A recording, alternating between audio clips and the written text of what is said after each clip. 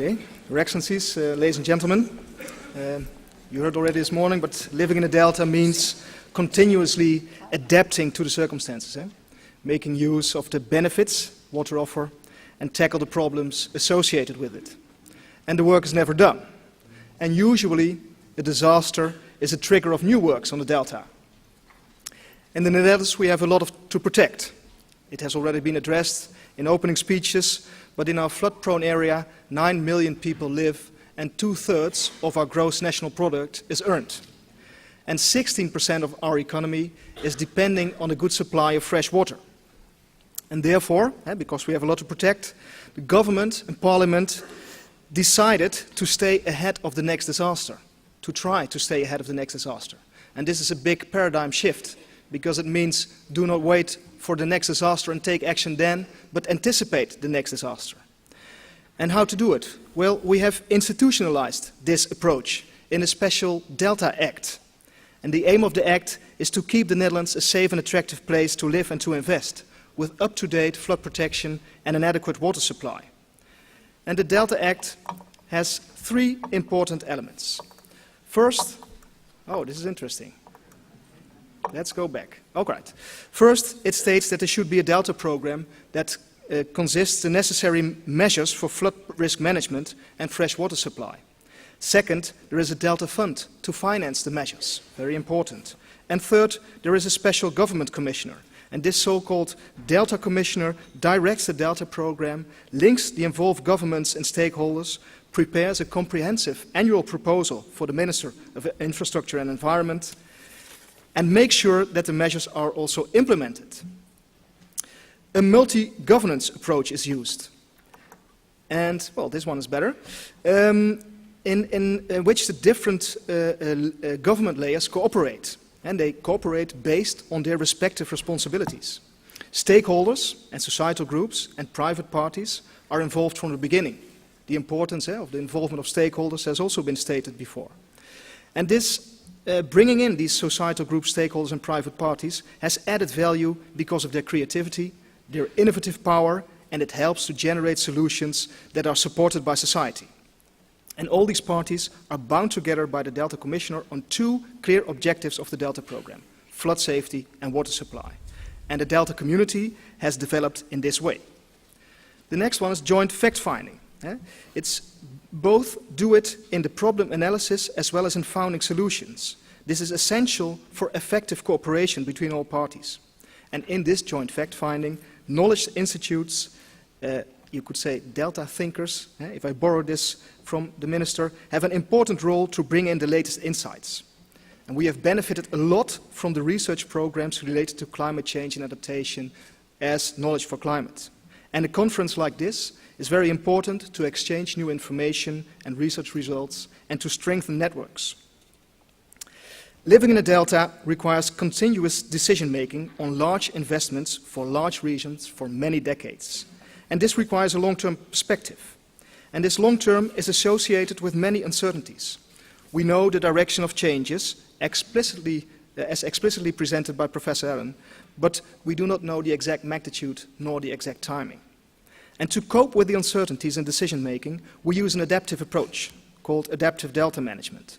And the core of the approach is to build a strategy that is flexible for different possible future developments. And delta scenarios, in which climate scenarios and socio-economic scenarios are combined, are an important base for this approach. And it's all about finding a balance between too much too early and too little too late, or to prevent overinvestment and underinvestment. And strategies consisting of adaptation paths are a result of this approach. The Minister already said that recently a new Delta plan has been presented. And this plan, here we are again. This plan also contains so-called Delta decisions that form a normative framework for the measures to be taken in the next decades. And they imply 3 new approaches. First, a new approach to flood protection based on flood risk management. And I think this has already been explained by the Minister. And I think important in this new approach is that there is a base safety level for all people living in the Netherlands behind the dikes. And second, a new policy on fresh water supply, based on transparency to users on the availability of water and targeted investments in a robust water system and economic use of water. The third new approach is on water robust and climate-proof spatial planning. I think this city where we are today is a very good example of that. And representatives from all involved governments have agreed that all development and all redevelopment of built-up areas should be able to better withstand heat, drought and flooding. And special attention is given to vital sectors like energy, telecommunications, hospitals, etc. Based on these Delta decisions, preferential strategies have been developed for 7 regions in the Netherlands. And these strategies have been developed by the regions themselves. Hence, they are also supported by them. And the preferential strategies are the strategic guidelines for choosing measures to implement the Delta decisions. And they include room for the river measures. They include building with nature along the coast, as well as innovative dike reinforcements. So building with nature is also one of the ways we try to protect the Delta. The normative framework of the Delta decisions and the strategic guidelines in the preferential strategies have been developed with the contribution of many involved parties and have support in society. They have been reviewed by 40 independent researchers as scientifically sound, which is important for the decision making. And this is a big milestone of the first phase of the Delta program. But the real challenge lies ahead of us. Well, this is, okay, the last sheet. The real challenge lies ahead of us. Planning and implementing the necessary measures with an integrated approach in the coming decades. With the continuation of the multi-governance approach, the active involvement of stakeholders, joint fact-finding, adaptive strategies, and, very important, the continuity guaranteed by the Delta Act, I'm confident that in 2050 our Delta will be more resilient to nature's extremes and will still be an attractive place to live, work and enjoy. Thank you for your attention. Thank you.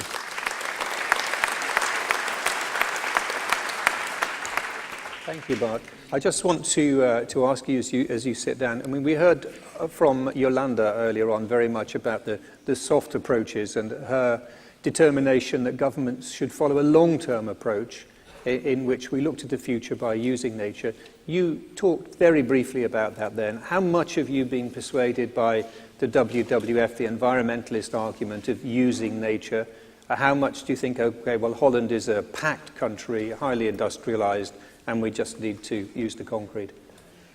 Well, it's for example, along the coast, the strategy is soft where possible, hard where necessary. And soft is the protection of our coast with sand.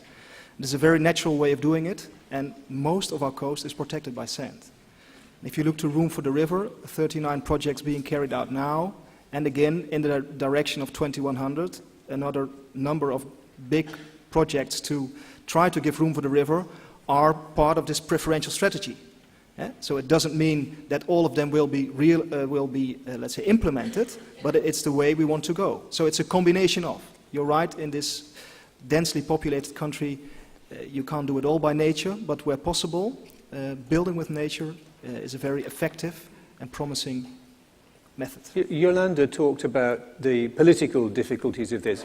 Tell me from your point of view as somebody who works directly in the field, how much lobbying do you get from huge and influential companies who may fund one political party or another perhaps, who say, look, just ignore these silly greens and just let's build these damn dikes here, and this is where the money is, this is where the business is, we can make this a worldwide business, the Dutch can be global leaders in engineering for climate change adaptation, just these greens are just silly, just forget them. Yeah.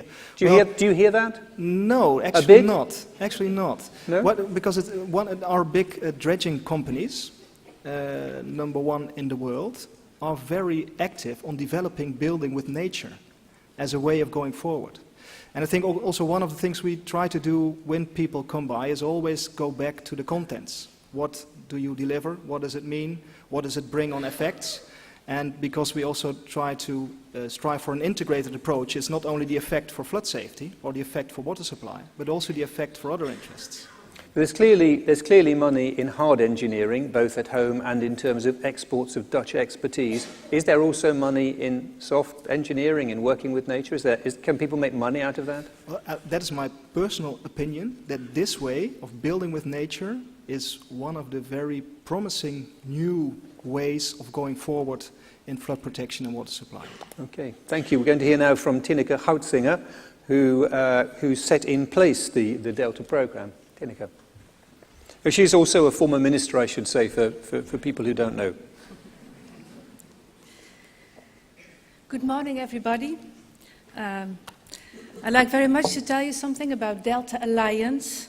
But first of all, to start, a few words on deltas. Deltas are economic and environmental hotspots.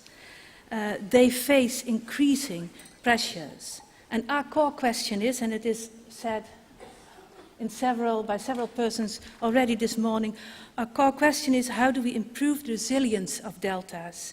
And how can we reduce their vulnerability? For me and for many of you, living in a delta doesn't affect our everyday life. We have fresh water and no fear of flooding. However, in many other deltas in the world, people experience almost daily the vulnerability of their delta. They're under pressure, the deltas. Population growth, accelerating urbanization, pollution, intensified agriculture, and as a result, the natural conditions of deltas change rapidly. Climate change puts an extra pressure. As we know, natural hazards are taking place more and more frequently, and the urgency for adaptation is, I think, bigger than ever. When I was minister and vice minister, the protection of deltas and of the Dutch delta for the future was high on my priority list. And that's why I installed the second Delta Commission with the request to forecast the situation of the delta in 2100 and to indicate what is needed now. Well, Bart told you where all this led to, and in the end it led to the delta decisions upon which the government agreed last week, I think. For me personally also a great pleasure, I have to tell you. My approach is, let's not act after a disaster, let's prevent it. And this personal drive made me willing to become chairperson of the Delta Alliance. I'm convinced that the ultimate challenge we face is to turn problems into opportunities. It is essential that researchers and planners and designers around the world work together in the search for adaptation strategies and solutions, and that have to be integrated solutions. We have to work in an integrated way, taking into account all aspects. As chair of the Delta Alliance, I feel committed to build connections between the deltas in order to share knowledge, to identify knowledge gaps, to generate new knowledge, and to provide innovative solutions. Delta Alliance created already a network between 12 important deltas, and some other 10 deltas will join this network soon. Delta Alliance started as a part of the research program Knowledge for Climate, and now it is an independent foundation, supported and stimulated by the Dutch government. For the coming years, Delta Alliance will focus on 3 main sets of activities. You see them here behind me. Delta Alliance is a knowledge broker for all international parties that wish to work on delta adaptation.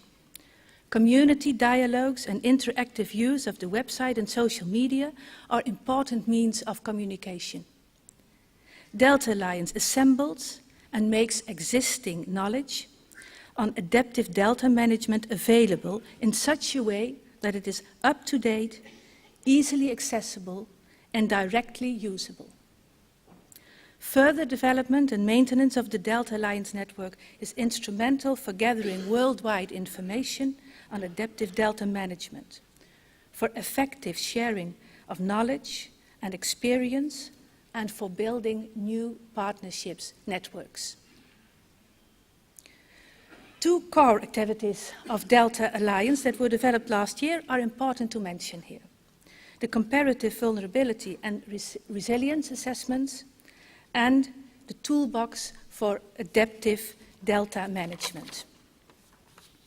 The comparative assessments have been applied now for 14 deltas worldwide, and it is an instrument to raise awareness. It shows applied adaptation options, involvement in finding sustainable adaptation solutions. This product will also be used to initiate and support a global dialogue on the urgency of actions in deltas. The second instrument is the toolbox for adaptive delta management. It is based on what we call the delta approach, of which Bart told you a lot of things. It is developed in the Netherlands through the Delta program, and the Delta approach received a worldwide interest. As Delta Alliance, we will share this approach with other deltas in the world, and at the same time, we like to learn from experiences in these other deltas. The toolbox itself is web-based, and it contains models, case studies, approaches, lessons learned, and so on. A first version is now available on the Delta Alliance website. We like to stimulate a worldwide dialogue on what are the biggest challenges and what are the best ways to achieve sustainable adaptation solutions. Now, on Thursday afternoon, Delta Alliance will present the comparative assessments and the toolbox in a Deltas in Practice sessions called How the World's Largest Deltas Are Learning to Learn from Each Other. And of course, I invite you all to be there, well, maybe not all, but let's say a large part of you, to be there at 15:45 hours. To conclude, I sincerely hope that through the activities in our worldwide network and through the instruments that we are developing jointly with you, we will be able to improve the resilience of the ever so valuable, but still very vulnerable deltas of the world. Thank you. Thank you.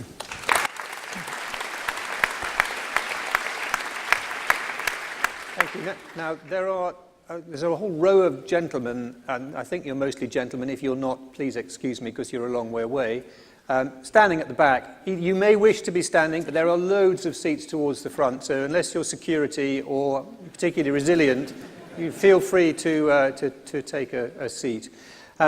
Right, Tineke, thank you very much for that, and clearly it's an impressive network, and clearly this sort of technical information needs to get through. Can I ask you to put your former minister's hat on and just ask about responsibility for climate change, how much it's discussed within government, whether the sort of moral issues are discussed. Because I'm thinking, I went to the Sundarbans to make a film that was referred to earlier on, the Sundarbans in Bangladesh, this massive delta system, where people live on chars. Now, chars are temporary islands which appear in the river. There's so many landless people in Bangladesh. An island of silt will appear in the middle of the river, and before you know it, it will be colonized, lived on, houses will be built on it, and people will live on that temporary island knowing that they've got 5 years, 10 years, maybe 20 years before they're absolutely washed away. Their homes are literally just go back into river. And the UK government had an aid programme to help them build up the chars, a metre or so on a metre platform of sand and mud. And they were paying villagers to build up their own homes. And I said, well, why are we paying people to build up their own homes? And the answer was because these are landless poor, and they are so poor that if they don't earn every day, then they don't have enough money to eat. And if they don't eat, they don't have the strength to build up their own homes. Well, that's quite a shocking thought, really. So we have to pay them to be resilient enough to help themselves. And I just wonder how much these ethical decisions get talked about in Cabinet, ethical issues like this. Well, they are not talked about to an extent as you do now, but of course all involved in the Cabinet know such things They also read magazines, see documentaries on television, so we all know the reality. I think in the Netherlands, there was quite a consent about the importance of climate change and about the importance to do something about it in the Netherlands. You know, our country is just one delta. When we would let go, we can all move to Germany and just stop with being the Netherlands. So it was, for us, it was very, very important to take action. Now, in other deltas, maybe this urgency is not felt as strong as it was in the Netherlands. And that's the reason why I personally really am very glad with the Delta Alliance, because we can bring this Dutch approach to other deltas and we can help with integrated solutions. What you call, it sounds like a very short-term solution. There pops up an island in the river and people live on it and they make it a little bit higher and they have a place to live for, let's say, 10 years. That's not a long-term solution. I think governments should look for the long-term solutions, for integrated solutions, take into account all the aspects that are in the deltas, bring them together, and then with the help of the natural processes, find out a way to live safely and happily for the next 100 years, not for the next 5 or 10 years. To be fair to the Bangladeshi government, and I think there is a representative in the hall because I met him outside. Also, Bangladesh is a member of the Delta Alliance. It is indeed. And I mean, that's exactly what they're trying to do, but from a completely different resource base from that of Holland. And with emissions per capita, just the tiniest fraction of the Dutch emissions. And when I see, promises of climate change finance from developed countries to developing countries, $20 billion, and just peanuts so far contributed. I wonder if you think that European nations really ought to be doing more towards helping with adaptation as well as towards cutting their own emissions. Of course, they have to cut their own emissions. Carbon storage is mentioned. It was a personal frustration of me when it was put down, when it was not carried on in the Netherlands. Tell us about that. What's the story behind that? I'd rather not. Nobody. No. Look, you're amongst friends. It's okay. No, rather not. But okay. Well, look, give us a broad outline of the story without going into too many details. What happened? It was. I think in the end, it was the fear for the fear. There were people living, reading stories. They were afraid of this CO2 that would be under their houses. The house would become less worth. Things like that. And then the government became afraid of those people. Maybe they would not vote for them the next elections. Do they realize how dangerous this CO2 is? And they thought, well, just let's stop. Let's do something else. And they stopped with it. I personally, I was frustrated. I think it was a very bad decision, but of course there is all the time and possibilities to take a better decision. I'm looking to Mrs. Melanie Schulz, who already deserves a place in heaven, as you told us this morning. So she can do this as well. All right, thank you. Well, she's kept her promise. She's still here in the front row, still looking very orange. No, I have to say, look, as a Brit, I was at the World Cup with my son in Brazil, and all the Dutch fans are dressed in orange, and it's a wonderful inspiration. We just have a few crazy guys dressed up as medieval knights with the cross of St. George on the front, carrying big swords. But I like the democratization of colour that you have in Holland. Anyway, that's a slight digression. We're going to hear now from, and I'm really pleased actually that this gentleman is here to speak to us, Humberto Delgado Rosa, who's DG of Climate Action in the European Commission. And we've discussed earlier on, he's going to tell me all sorts of indiscreet things in a minute after his presentation. Thank you, Roger. Thank you very much for the invitation to listen to the European Commission, DG Climate Action in this impressive conference. I'll use no PowerPoint, but I would like to tell you something of adaptation within EU's climate action, climate policy, then something on the EU adaptation strategy that was adopted in 2013, and a bit of insight of what the member states are doing, and a special reference to the Netherlands also. This is where I will focus. But starting on adaptation, well, we can say totally clearly that adaptation has come fully into the picture of EU's climate policy. It was not always like that. I remember those times when, at least internationally, it seemed like adaptation was the issue of developing countries, while developed countries would speak mitigation. But that has changed, and we can very easily understand why. By one side, the consequences of climate change are underway and quite evident. Increased impacts are worldwide, but also within the EU. And there's the issue of the delayed effects of emissions in any case. But let me bring you a word of caution here that others have already said. I was once in a meeting on adaptation in the European Parliament, where I said, as actually we've heard before, that in the scientific domain, the debate is over, basically. Overwhelmingly, unfortunately, there is climate change man-made. And there was a very harsh and assumed climate skeptic that was outraged by me saying that, but in the end, he was very much in favor of adaptation, for my surprise. And then I understood that for some, it is an alternative to mitigation. And that's totally wrong, of course, and we are pretty much aware. So have no doubts of the commitment of the European Commission, the European Union, towards the 2 degrees target. Also a word, let's say, to policymakers and politicians. I'm personally convinced that this side of climate impacts is politically very powerful. By one side, I was surprised by the level of the demonstrations, not only in New York, in other cities also, that we've seen. So we have come to a world of climate demonstrators, and I think that's fueled by climate impacts, what I mean for people. Even today, I've read that President Obama has been quoted often already today, but I've heard he had just announced an executive order so that US ODA will have to be climate resilient. That's another novelty. And especially, I think that climate impacts have reached what I call the reversal of burden of proof. Usually there was an extreme weather event and someone would come and say, we don't know, it's a climate change, thus we don't need to act. But nowadays, we can say exactly the reverse. Yes, there's a climate impact. We don't know it's climate change, thus we must act. And this has changed in the mind of people, and I think it's politically powerful.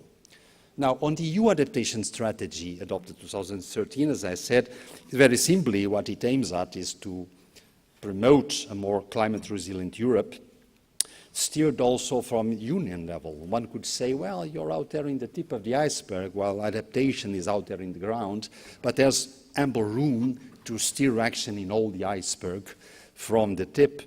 We have 3, I won't describe all the adaptation strategy, don't worry, but we do have 3 objectives. One is to promote the action by member states, and very noticeably to have all member states to adopt national adaptation strategies so as to cover the whole EU territory. I'll get back to that in a moment. We also have one objective of promoting better informed decision-making, noticeably through a knowledge gap strategy that will feed into the EU research and innovation programs so as to capture more knowledge for adaptation, and also the better use of the EU's adaptation platform, which is called Climate Adapt, which is a kind of a one-stop shop, we hope, for adaptation in Europe, and it's widely used nowadays, and I think a success story. And finally, we have the objective of promoting adaptation in key sectors. That means basically mainstreaming adaptation into EU policies, EU programs, EU funds. 2 comments on this. The first is, I think there's a measure the EU has ongoing, which is probably the first and only in its kind. You may be aware that in the EU budget until 2020, 2014, 2020, that's many billions, don't ask me how many, at least 20% will have to be spent on climate action. That also means adaptation.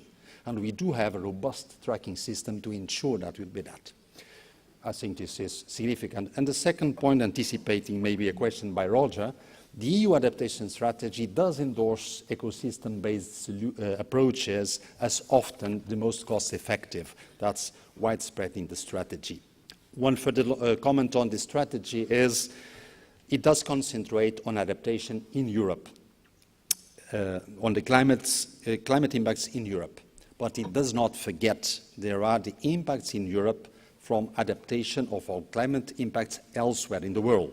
So in that sense, that's not uncovered, and it's tackled two ways. By one side, we are indeed studying where are likely the greatest levels of vulnerability from impacts, be it in the neighboring countries or elsewhere. Is it supply chains, food chains, energy chains, migration?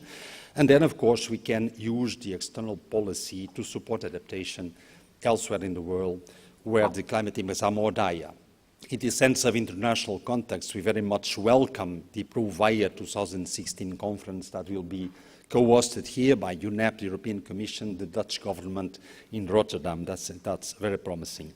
Now going to a bit of the situation in EU member states. In short, 17 out of the 28 member states now have adopted a national adaptation strategy. Some of them also have action plans or are developing them.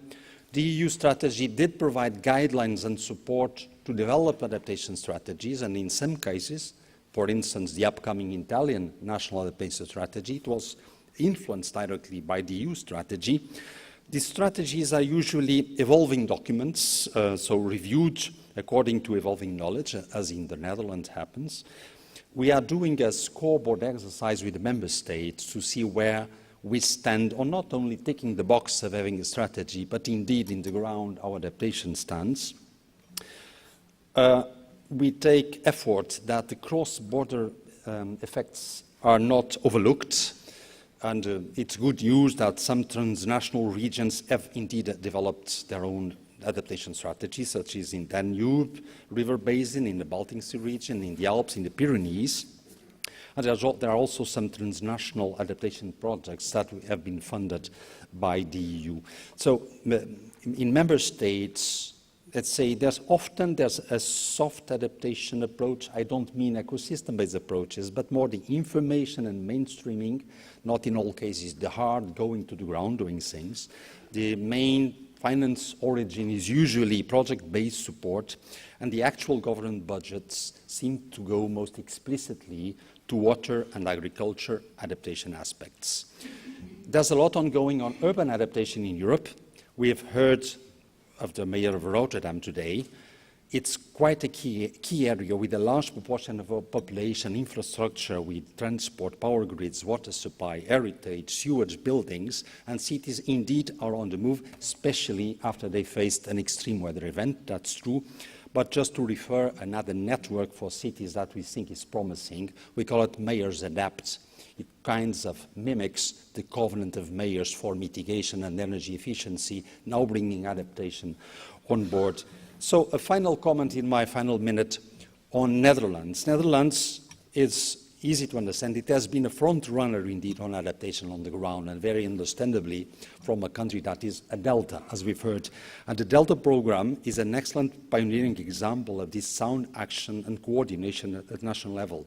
It shows what we appreciate in the Commission as pragmatism, clear priorities addressed, and dealing with the fundamental issues of floods, water supply, and spatial planning.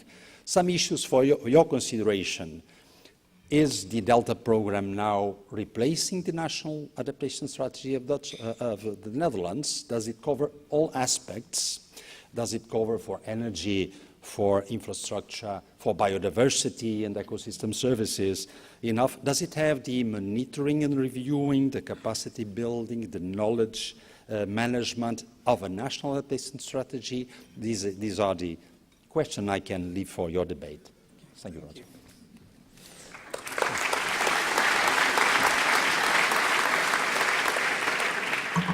Thank you very much. Sometimes a little water in the right place is extremely useful. We can come back to some of those things in the panel discussion. I just want to ask you a few things. I mean, firstly, one thing that struck me, you said you were surprised by the size of the demonstrations at the weekend. Now, some people question the value of demonstrations. Tell me the impact on something like the Commission that a big demonstration has. Do people think, oh, well, they've been mobilized somehow through Twitter or email and they're a bit cynical? Or do they think, well, that's quite a lot of people and maybe we should take it seriously? How does it play? Well, I'm pretty much convinced that it does have an impact. Of course, there are demonstrations here and there often. Of course, there's the climate summit that what's convened, but the size of it, seem to me to have been impressive. So we are now in the world that these events with a certain dimension are likely to come. So it just means there's quite a huge proportion of citizens that are not only convinced, they demand action. I think this perception of action needed comes from climate impacts. In the sense that if you say to a citizen, well, let's reduce emissions, he may say, well, I'm 1 in 7 billion, I need my car, my shopping, why bother? But when a citizen has suffered nearby of seeing climate impacts, he will want action. This is the power of climate impacts, I think. Okay, let me just ask you one more question before we come to our last speaker.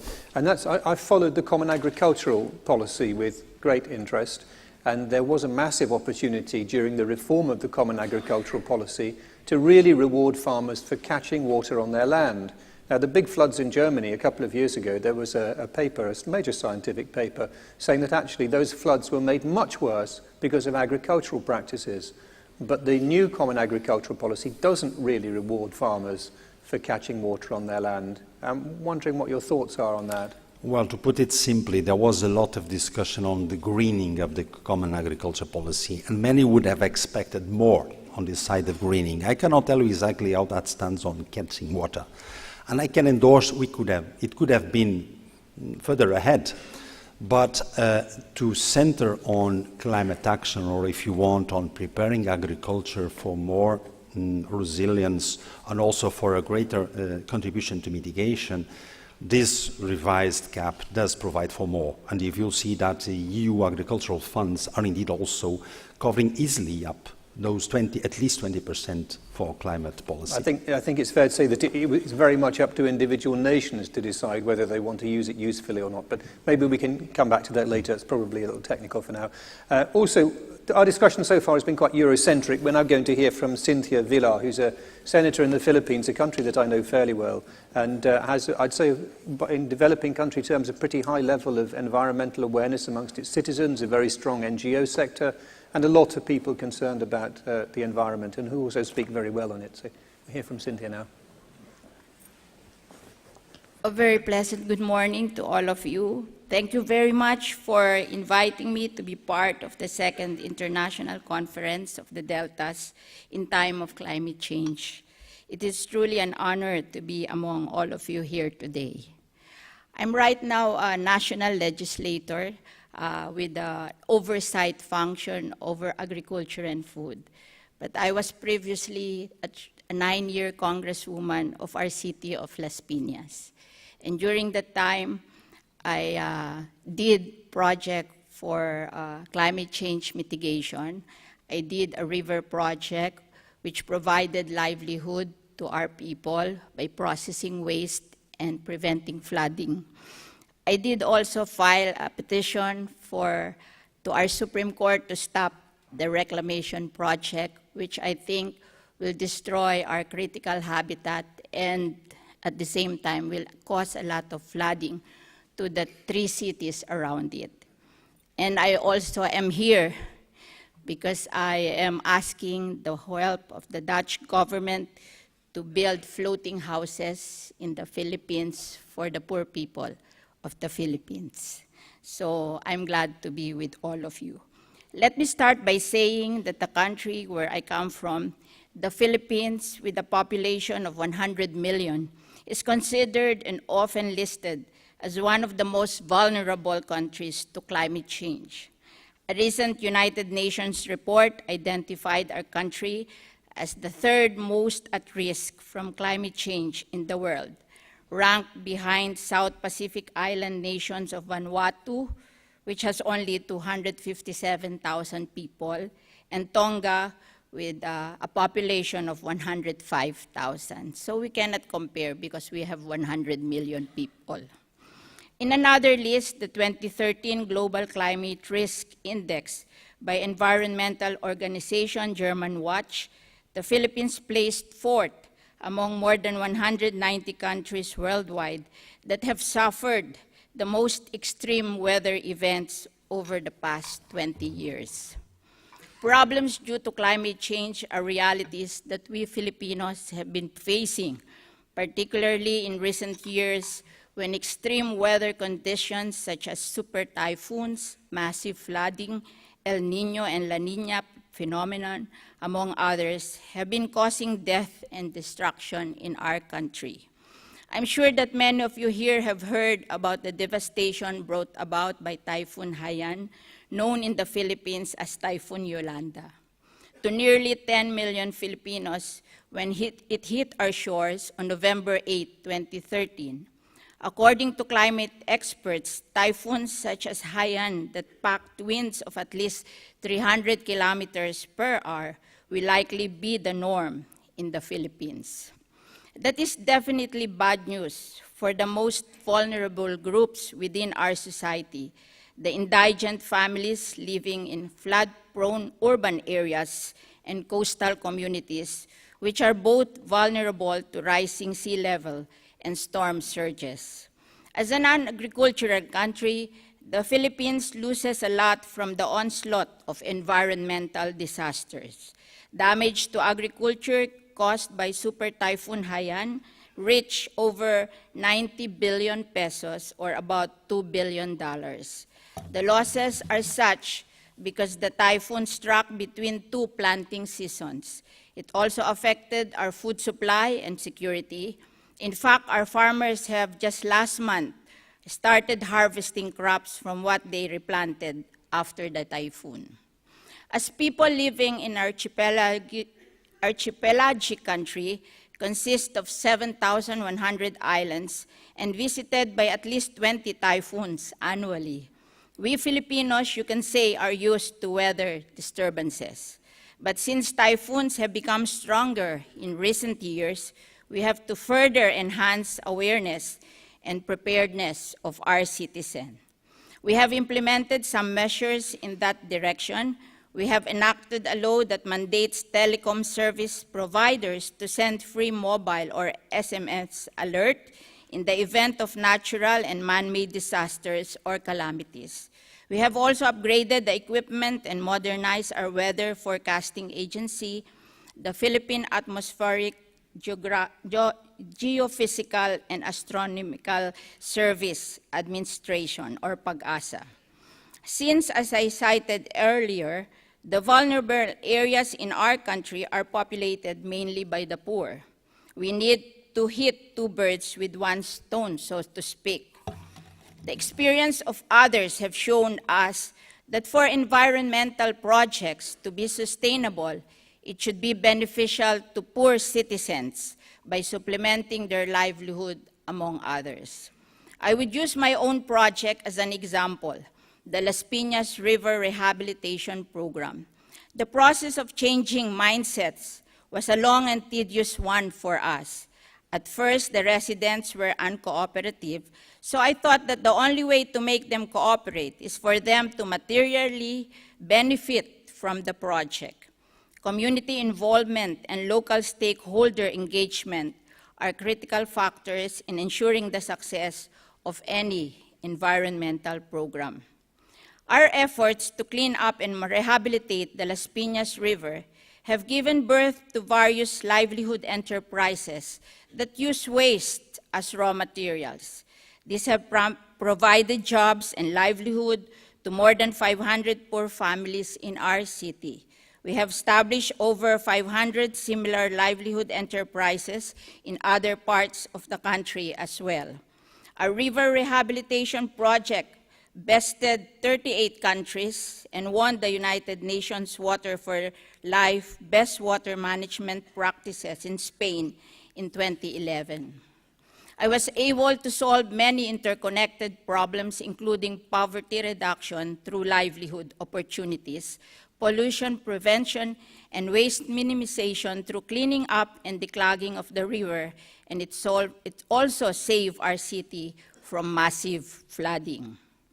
The Philippines has a national climate change action plan, which prioritizes food security, water sufficiency, ecological and environmental stability, human security, climate-smart industries and services, sustainable energy and knowledge, and capacity development as the strategic direction from 2011 to 2028.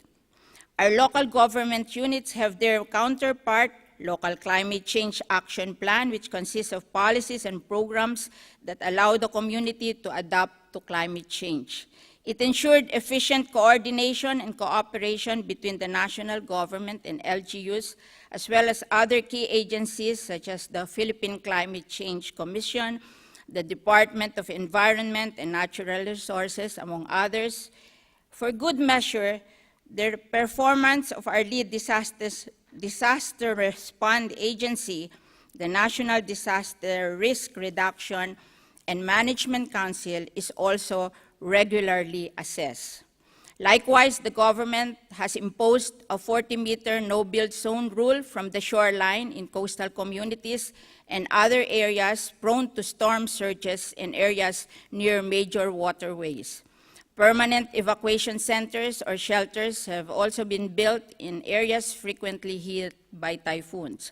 Lifeboats are also distributed to households and communities. In the agricultural front, climate-resilient varieties of rice, corn, and other crops, as well as procedures and technologies, are being developed and used.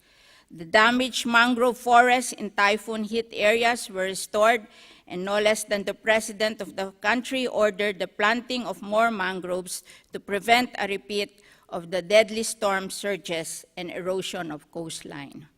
These are just some examples of how the committed efforts of various agencies or organizations from the barangay or community level to the local and international levels can work together in addressing environmental concerns and disaster risk.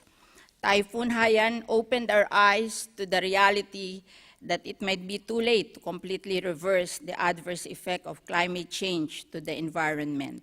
But there is still time enough for us to find ways and means to mitigate further damage and destruction it can cause us.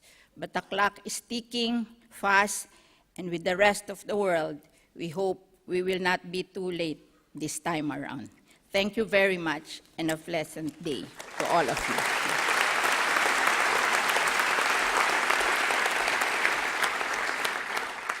Thank you very much, Cynthia. I want to bring in some comments or questions from members of this vast audience as soon as I can. So be thinking of something that you have to say, and I think I'll give people 45 seconds, and it's about 3 words to a second in broadcast, so that's 125 words or something like that. So not many. So I don't want any long speeches, just short, pithy contributions, so be working on them in your minds, if you would.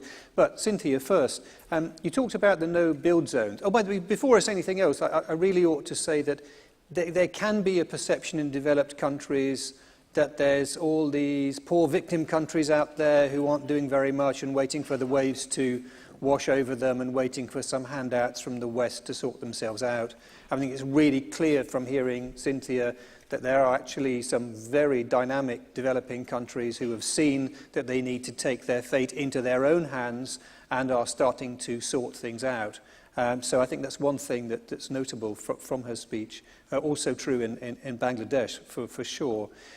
How easy is it for you to enforce those no-build zones that you mentioned by the coastlines and by the rivers? It's very difficult because I think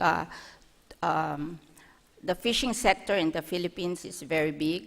About 1,600,000 people are dependent on fishing. Lobby as well, aren't they? Yeah. And so it's difficult for them to live far from the coast.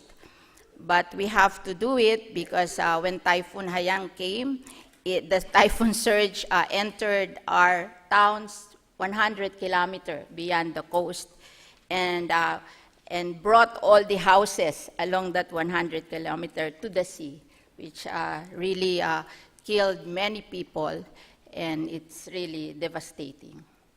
When I've been in the Philippines, I sense a country with a sense of real anger about rising CO2 emissions and the failure of Western countries to do anything about it. When you have some politicians here from Europe, is there anything you want to say to them personally now while you have the opportunity? I mean, I'm not trying to lead you in any direction or, you know. I think the only thing that they can do for us is to try to cut down that emission so that there will not be the typhoon in the Philippines will not worsen. And of course, if they can help us with the technology towards climate change mitigation.